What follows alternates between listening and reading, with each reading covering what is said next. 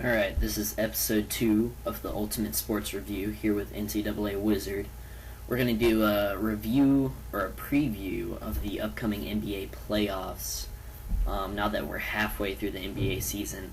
My main complaint from episode 1 was that I didn't jump right into it, so let's go. Right here you see the Eastern Conference standings as of right now. You got Boston, Miami, of course, and after that Chicago, Atlanta, Orlando. Miami, they're probably going to be the favorite. I think Phil Jackson just said that Boston's better, but we'll see. Miami's gotten a lot of hype in bringing Chris Bosh, LeBron James to South Beach with Dwayne Wade. And they kind of struggled at first. They had a little bit of team issues, but they sorted that out and had a 10-plus win streak there for a little while until injuries kind of hit them, and now they're kind of hampered with injuries. But they're going to be back come playoff team, and I really see them being the team to beat, partially because of the media attention they get, and partially because of the sheer talent that they have. The only problem is the only real big man they have is Ilgauskas. They really need to bring in someone else, but I just don't see that happening, which is the one place where Boston can take advantage. Speaking of Boston, they're a team that's been there. They've done that. They're a favorite for a lot of people, and they also brought in Shaq this offseason, which really helps Kevin Garnett and Glenn Davis down low. It spreads the minutes out more. It allows the age in between them all it allows them to rest, so they keep their legs under them come finals time. Of course, Paul Pierce is playing great. They got Nate Robinson, electrifying young player. Ray Allen this year actually is having one of his best years statistically in his career, if not the best so far. So I really see them posing a strong threat to Miami. I think they're a better team, quote unquote, which is really matters come playoff time. So it's going to be interesting to see, and I really think home court advantage is going to determine the Eastern Conference Finals if it's between Boston Celtics and the Miami Heat. It's going to be probably a 7-game series, maybe a 6-game. If I had to choose right now how the teams are playing, I would have to go with Boston. Rajon Rondo is doing very, very good assist, and those are the main two teams, I think. After that, you got Chicago. They're playing strong basketball. Don't get me wrong. They're a good threat in the NBA. You got Derrick Rose, fantastic young player. They actually brought in Carlos Boozer this offseason from Utah, and he kind of gives that team that extra oomph that they've needed for a while now. They just can't get over the hump of Boston, and I really think this year might be it. They're young, they're athletic, and they could really challenge Boston if they get matched up in the second round together. I don't see it in the first round because Chicago will probably end up at the third, maybe the fourth seed at the lowest, but I really see them playing strong basketball from now till May, June.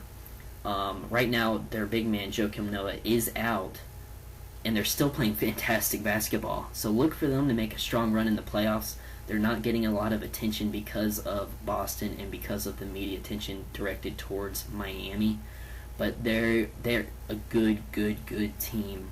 So they're probably one of the most dangerous teams that are overlooked by mainstream media and by fans of the NBA this year.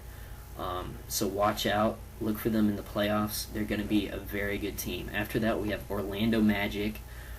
They've been there quite a bit. They just can't seem like Chicago to get past Boston. Dwight Howard's better this year. He'll probably be Defensive Player of the Year. He's young. He continues to improve. As you see there, he dominates down low.